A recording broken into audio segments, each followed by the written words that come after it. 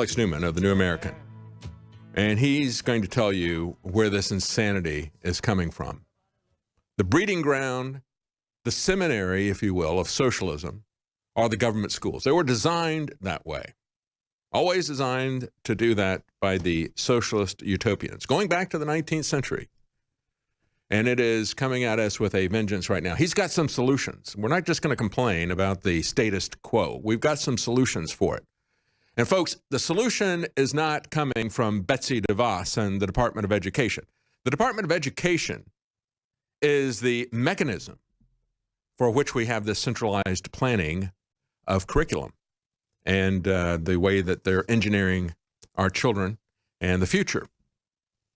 And if Betsy DeVos really wanted to change things, she wouldn't be going towards a more fascist model of education, bring in the corruption of corporations.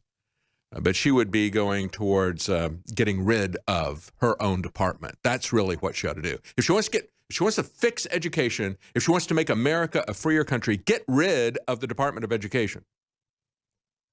I only know of one person who, when they were appointed head of a department, shut it down.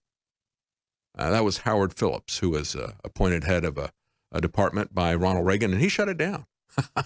Everybody else is like, oh, okay, well, I'm like Boromir. I've got this ring of power, and I'm going to use it for good. No, it never works that way, does it? Let's take a look at, this is coming from New York Magazine. This was on the cover of Drudge. No, the cover was on Drudge yesterday. Show the picture of this. I've got it on my desk. You've got a silhouette there of a woman who is pumping her fist into the air. Now, show the cover of the Best of New York. And she's pumping her fist in the air, and it's a silhouette, and it's completely painted red. And the cover says, when did everyone become socialist? Well, not all of us have. And a lot of us, like the New York Magazine, understand that socialism is red. It is red. You know, they've always used this as their symbol. The Soviets did, the Stalinists did, the commies here, the dirty, filthy commies here in Austin. You see, there it is. There's a picture. They use red. And I almost has that pose there, almost like a hammer and sickle thing, right? But we let them label us as red. See, this is the amazing thing to me about it. They still use all that symbolism, self-consciously refer to themselves as red. And yet they label us conservatives. And I say that, I said yesterday, I don't call myself a conservative, but you understand what I'm saying. People who want limited government, people who are focused on liberty, they paint us with the colors of communism, of authoritarianism. These people are authoritarian. They're paleo-authoritarians. These are very old ideas. There's nothing new about the Green New Deal. It's a bad deal, and it's very old. And it is the idea behind it is to let these people have centralized control and centralized planning. And it is a disaster, both in liberty and in results. But they refer to themselves as red, and then we let them do that, and then we start referring to ourselves as red this and red that.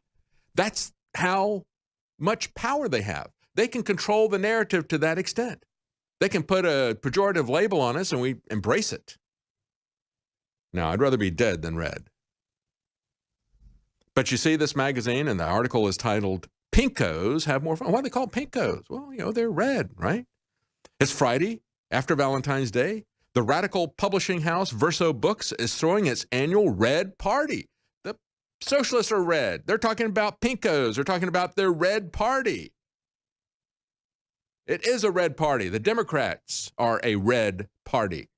An anti-romance themed banger. And like all the best lefty parties, it takes place at a very elite restaurant here. They got a beautiful view, a splendid view, they said, of the East River, according to New York Magazine. And the beers cost $3. These people who hate capitalism are the ones who've benefited from it the most, or their parents have. They said, so on tonight's roster, we got people like podcaster and performer Katie Halper, fourth-generation socialist from the Upper West Side who used to attend a summer camp once affiliated with a communist organization called International Workers' Order. Nearby, you have Sarah Leonard, who at 30 is a veteran of the lefty journalism orbit, tells me she's launching a Marxist feminist glossy called Lux, named for Rosa Luxemburg. Now, Rosa Luxemburg was a Polish Marxist from the early 20th century. That's why I say they are paleo-authoritarians. There's nothing new about their ideas, except to people who know nothing about history and do not understand the suffering. The guests of honor here tonight are the creators of Red Yenta, a new do-it-yourself dating. Everything is red this, red that, communist this, labor that. They're proud of it. Workers this. I mean, Ariel Cohen, 30, former co-chair of the Pittsburgh chapter of Democrats Socialists of America, says now that Amazon has been banished from New York, she shouts out, "You're the ones who gets free reign to build something ungodly in Queens. What will you build?" And then some answers ring out. Guillotine, public housing. It's like, how are those connected to the Democrat Party and the socialists? Well, you know, the reality of socialism and these paleo-authoritarians is that you will get the guillotine. They will promise you the public housing. What you will get is the guillotine. You may wish, after you got into the public housing, that you had a guillotine so that you could end it. And then they say this, until very recently, it wasn't that socialism was toxic in a Red Scare way. It was just irrelevant in the dustbin of history way. But then came Bernie.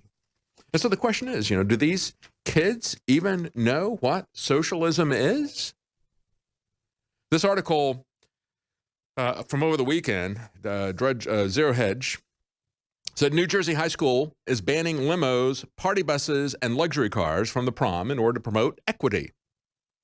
The idea came from the high school superintendent in New Jersey, at New Jersey High School. Where else, of course? Well, it could be New York, could be California. The policy is to ban limousines, party buses, luxury vehicles. Why? Because of social inequality. Yeah. Here's what socialism looks like, boys and girls. It means that they don't like you having a slightly better car than somebody else. That's socialism. The founders of this country called it leveling. And that's what they're going to do, the people going to this high school. You're going to all be leveled down, all right? Now, God calls it envy. The founders called it leveling. Today, we say it's socialism. The high school superintendent said he's doing it in the name of equity. He doesn't want students who can't afford a snazzy ride, in his term, to feel as if they're left out. The only way to now arrive at the school's prom is to take a chaperoned bus at the cost of $15 per person. Well, you could always use the Alexandria Wonderland occasional Cortex solution. You could always lavish cash on Uber and Lyft rides, I guess, you know. $30,000 she spent as part of her campaign because she didn't want to walk 1 minute to the subway. All right, stay with us. We'll be right back. We've got some solutions to this socialist education system.